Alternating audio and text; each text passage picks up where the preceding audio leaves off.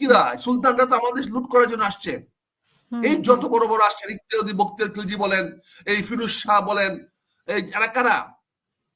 ইরানিয়ানরা বলেন, মোগলরা বলেন, কারা? ওরা তো এই দেশটাকে লুট করার জন্য আসছে। কিন্তু আপনি যে সমস্ত লোকগুলো নিয়ে আইসা সরকারে বসাচ্ছেন, এদের বিরুদ্ধে তো বিদ্রোহ হইতে বাধ্য, সময়ের ব্যাপার। কিন্তু সেই বিদ্রোহ হইলে পরে কে ঠেকাবে? শেখ হাসিনা তো পালায়া যেতে পারছে, আপনি তো পারবেন না। বিএনপি কে আপনি ঠেলতেছেন বারবার, আওয়ামী লীগ বানাচ্ছেন, মনে করছেন আওয়ামী লীগের সঙ্গে জয়লাভ করে ফেলছেন বলে বিএনপি কেও আপনি ঠেকাই দেবেন। কিন্তু একবার চিন্তা করেন নাই যে বিএনপি যদি আওয়ামী লীগের পক্ষে থাকতো আন্দোলন জয় হইতেন? তুরস্ক একটা সুন্দর দেশ, কোনো সন্দেহ নাই। তুরস্কের অনেক সিনারিও আছে, অনেক ভালো ভালো জিনিস দেখার আছে, অনেক কিছু করে গেছে ওরা। তারা তখন মুসলিম বিশ্বকে লুটে তারা তাদের শহরটা বানিয়েছে, তাদের দেশটাকে বানিয়েছে। কিন্তু তারা তো মুসলিম বিশ্বকে লুটে আনছে। তৎকালীন দিলে সুলতানদের অধীনে যত রাষ্ট্র ছিল, যত দেশ ছিল, এখন তো একটা কারো অবস্থা ভালো কিনা? সুলতানদের অধীনে ছিল, সুলতানদের অধীনে তুরস্কের অধীনে সারা পৃথিবীর মুসলমান রাষ্ট্রগুলো ছিল, কোন রাষ্ট্রটা ভালো অবস্থায় আছে? ইভেন কি মক্কা মদিনায় তো কোনো উন্নতি হয় নাই। মক্কা মদিনাতে হজ যাত্রীদের জন্য ঘর করা হয় নাই, ক্যাম্প করা হয় নাই, এটা কেউ জানে? সুলতান আমলে মক্কা মদিনায় কোনো ঘর বাড়ি ছিল না, সেখানে থাকার জায়গা ছিল না, মানুষকে তাবু গাড়ে থাকতে হইতো। এই তুরস্কের আমলে, এই সুলতানদের আমলে, এই সুলতানদের আমলে আমাদের আরবের একটি রাষ্ট্র ভালো হয় নাই। এই সুলতানাত ভেঙ্গে দিয়ে কামাল আতাতুর্ক এই সুলতান ভেঙ্গে দিয়ে এই আরব বিশ্ব কাছে উন্নত করেছেন। আরব বিশ্ব তো একটা সময় ছিল সুলতানদের অধীনে। কি ছিল? ফকিরের দেশ ছিল, ভিক্ষুকের দেশ ছিল, মিসকিনের দেশ ছিল। আমাদের দেশে ইরানিয়ারা ওই আতর বেচতে আসতো, আমাদের দেশে সৌদি আরবরা ঘরে ঘরে এসে হাজি নেওয়ার জন্য বেড়াইতো। আমাদের দেশে ফকির ভিক্ষা কে শিখেছে? আফগানরা শিখেছে। আফগান দেশে আমাদের দেশে ভিক্ষা, এই তুর্কিরা এসে ভিক্ষা করতো। ভিক্ষা কে শিখেছে? বাংলাদেশে। বাংলাদেশের মানুষ ভিক্ষা করতো না, কারণ হাত পাততো না। আর বাংলাদেশের মানুষ হলো সোনার বাংলা, এখানে সারা বিশ্ব লুট করতে আসতো। ইংরেজরা আসছে লুট করতে, তার্কিরা আসছে লুট করতে, আফগানরা আসছে লুট করতে, ইরানিয়ানরা আসছে লুট করতে, তারা সবাই লুট করতে আসছে। এখনো দেখেন না কিভাবে আমেরিকাতে লুটেরা বসায় দিছে? এখনো দেখেন না আমেরিকা দেশে লুট করার জন্য কেমনে বসিয়ে দিয়েছে? এখনো দেখেন না আমাদের দেশে পৃথিবীর বিভিন্ন দেশে লুটে নেওয়ার জন্য কিভাবে আমাদের দেশে বসিয়ে দিয়েছে? লুটেরা বলছেন কেন? উনি তো পরিবর্তনের জন্য মানে পরিবর্তনের জন্য কিন্তু লুটেরা এই পর্যন্ত যা কিছু করেছেন, লুট রাজনীতি ছাড়া কি করেছেন? লুটেরা ছাড়া কি করেছেন বলেন? এখন রাজনৈতিক দলগুলোর সাথে তো আলোচনা করছে। সোনার বাংলা শাসন করার জন্য তো বাংলাদেশের মানুষ নির্ধারণ করে দিবে কে, বাংলাদেশের মানুষকে নির্ধারণ করে দিবে এই দেশকে শাসন করবে, ওনাকে লুটেরাদের পারপাস সার্ভ করার জন্য। আমি কথাটা কেন বললাম যে আমাদের অনেকের ধারণা তুরস্ক একটা সোনার দেশ, তুরস্ক একটা ভালো দেশ, কিন্তু তুর্কিরা সুলতানরা তো আমাদের লুট করার জন্য আসছে। এই যত বড় বড় আসছে ইকতিয়াদি বখতিয়ার খিলজি বলেন, এই ফিরোজ শাহ বলেন, এই এরা কারা? ইরানিয়ানরা বলেন, মোগলরা বলেন, কারা? ওরা তো এই দেশটাকে লুট করার জন্য আসছে, আমাদেরকে লুট করতে আসছে। ইসাকা কারা? আমাদের দেশে লুট করতে আসছে। এরা লুটেরা। এখন যারা তারা তো লুটেরা, তাদের ব্যাংক অ্যাকাউন্ট কোথায়? তারা কোথায় পাঠায়? এই যে আপনি বলেন আমাদের সংবিধান লেখার জন্য, রাজনৈতিক সমন্বয় করার জন্য আলী জাকের সাহেবটা কে? আলী রিয়াজ। কে লোকটা? আলী রিয়াজটা কে? তার কি লোকাস্ট্যান্ডি আছে? তার কি যোগ্যতা আছে বাংলাদেশ সংবিধান লেখার? সংবিধান কে লেখে? রাজনৈতিক দলগুলো তো বসছে ওনার সাথে, রাজনৈতিক দলগুলো তো ওনার সাথে বসছে, আলোচনা করছে। রাজনৈতিক দলগুলার এই অধঃপতনের কারণে তো শেখ হাসিনা 15 বছর দেশ শাসন করতে পারছে। এই রাজনৈতিক দলগুলো দেউলিয়াপনার কারণে তো অবস্থা হয়েছে।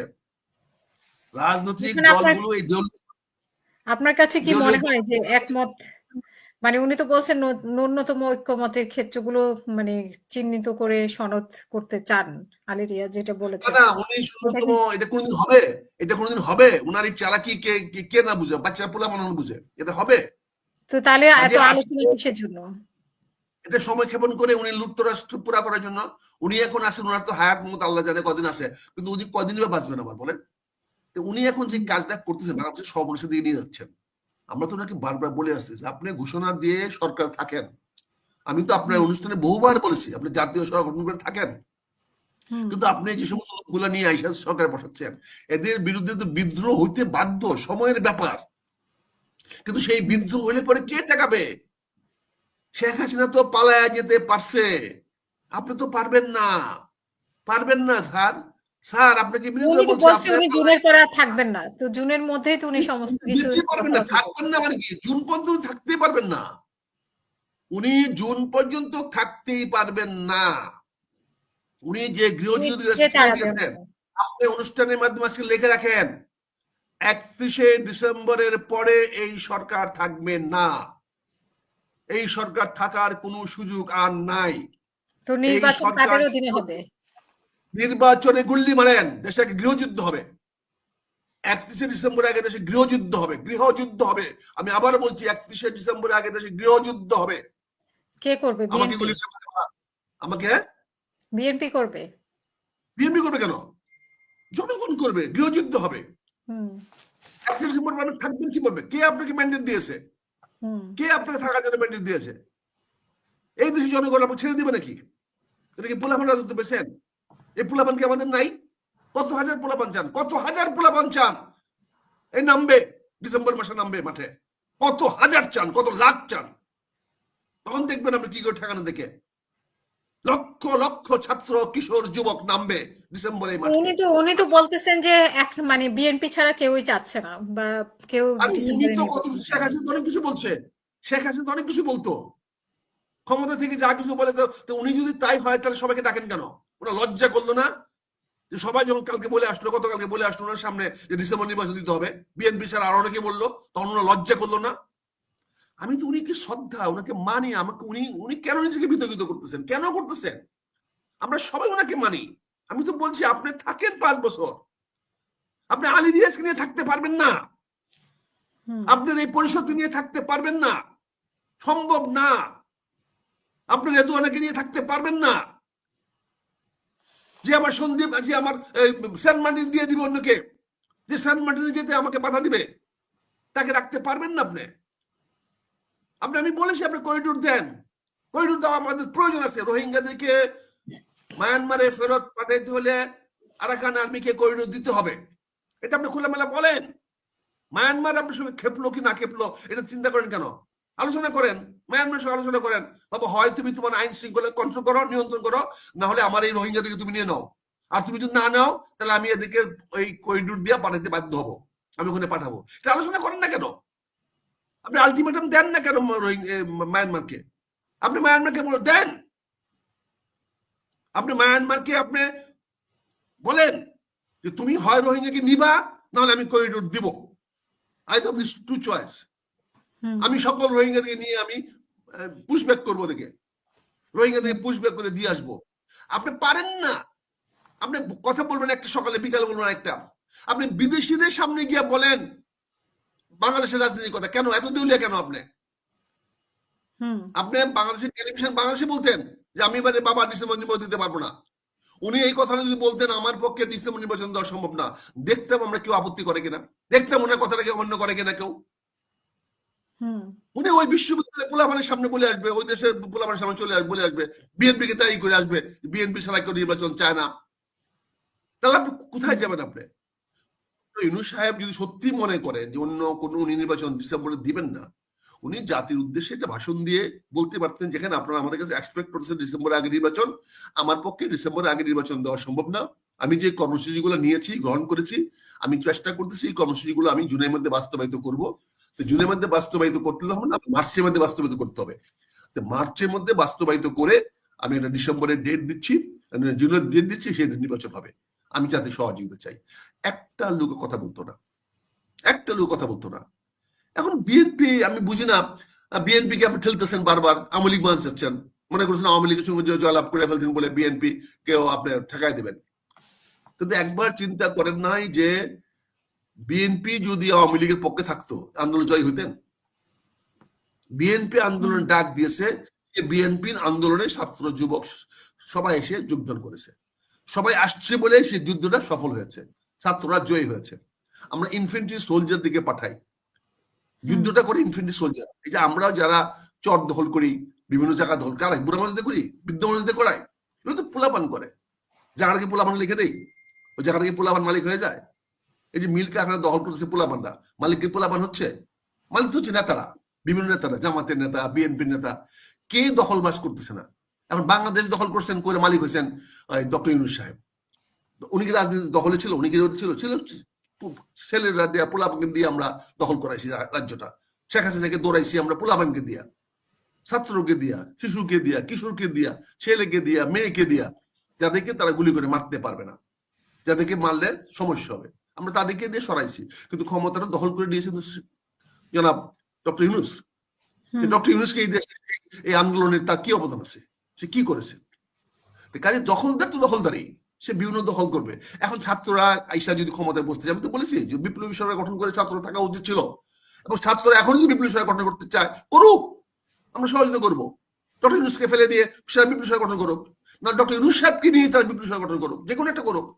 সাংবিধানিক সরকার হবেন আর বলছেন যে, বা ছাত্ররা বলছে যে ডক্টর ইউনূস ছাত্রদের কোনো অংশ না, বা আমার ডক্টর ইউনূস কি ছাত্ররা, ডক্টর ইউনূস ছাত্রদের কোনো অংশ না, বা ডক্টর ইউনূস এত বড় বেইমানি কি করে করবেন? বেইমান উনি, তাহলে কার অংশ? উনি কার ক্ষমতা? এত বড় বেইমানি এই বাংলাদেশের মানুষের এই একটা সমস্যা। উনি জনগণের, মানে জনগণ কে বলেছে? ছাত্ররা বসিয়েছে, কিন্তু ছাত্রদের সরকার এটা, আমরা ছাত্রদের সরকার জনগণ মেনে নিয়েছে। এই যে বেইমানি করে, এই যে করেন বলেন, শুনেন আমার কি বলবো, ডক্টর ইউনূস সাহেব সম্বন্ধে আমি অসম্মানে কোনো বক্তব্য বলতে চাই না, প্লিজ। আমি কোনো বলছি না, আমি ওনাকে শ্রদ্ধা করতে চাই, সম্মান করতে চাই। উনি এমন কিছু করা বলা উচিত না, কথা উচিত বিএনপিও এত অস্থির হচ্ছে কেন নির্বাচনের জন্য? যদি বিগত সরকার থাকতো তাহলে তো 5 বছর পরে বিএনপি নির্বাচন আশা করতো, এর মধ্যে তো আশা করতো না। 5 বছর থাকলে বিএনপি করতে পারবে? বসে থাক, চুপ করে বসে থাকতো। বিএনপি যেটা বলছে যে 30 দিনে সংস্কার এবং ডিসেম্বরের মধ্যে নির্বাচন, এটা কি আদৌ সম্ভব এই জুনে এসে? এটা একদিনে সংস্কার সম্ভব, 3 দিন লাগবে কেন? 30 মাস তো 30 দিন তো অনেক বেশি সময় দিয়েছে বিএনপি। একদিন সংস্কার করতে কি লাগে? একদিন পয়সা কয়েকটা অর্ডার করবে, বাস পাবলিশড, অর্ডার হয়ে গেল। সংস্কার কি? উনি গিয়ে কি বিল্ডিং বানাবে না ব্রিজ বানাবে? 3 দিন, 7 দিন, 10 দিন, 15 দিন লাগবে? It's one night work. They will sit down in one night, they will decide কোথায় কি আইন বদলাইতে হবে, কোথায় কি আইন করতে হবে, কোথায় কি নিয়ম করতে হবে, কি করতে হবে না করতে হবে, ডিসাইড করবে। তাহলে ওনারা যদি এটা একদিনে সম্ভব হয়, ওনারা মানে জুন পর্যন্ত কেন নিচ্ছে? 30 জুন। কারণ ওনারা বেঈমান, ওনারা ফেরেববাজ, ওনারা ধান্দাবাজ, এই জন্য নিচ্ছে। ওনারা ফেরেববাজ, ওনারা ধান্দাবাজ, ওনারা ধোঁকাবাজ, তাই নিচ্ছে। তাই এগুলা সংস্কারের নাম দিয়ে যাদেরকে ব্ল্যাকমেল করতেছে। সংস্কার কি করতে চান উনি আজ পর্যন্ত বলেন না, কেন বলেন না? উনি কি সংস্কার করতে চান?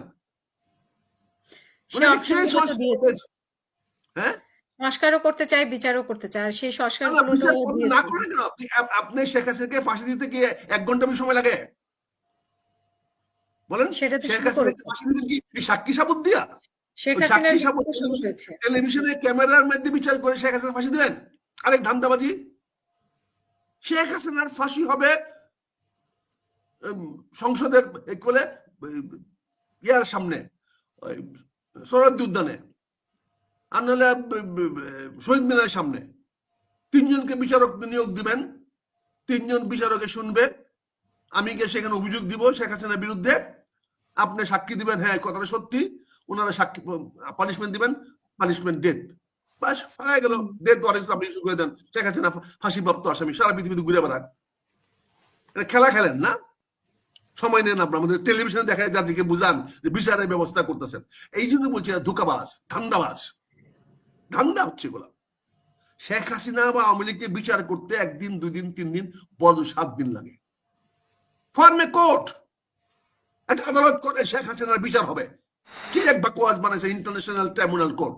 আর ইন্টারন্যাশনাল ট্রাইব্যুনাল কোর্টে বিচার হওয়া লোক তো এখন, ফাঁসি দেওয়া লোক তো রাস্তায় ঘুরে বেড়াচ্ছে। এই ইন্টারন্যাশনাল ট্রাইব্যুনাল কোর্ট থেকে যাকে ফাঁসি দিয়েছেন, সেই ফাঁসি আসামির লোক এখন ওই কোর্টের সামনে ঘুরে বেড়াচ্ছেন, চোখ রাঙাচ্ছেন এই কোর্টকে। আগামীকালেও যে এই কোর্টের রায় কেউ চোখ রাঙাবে না, তার নিশ্চয়তা কে দিবে?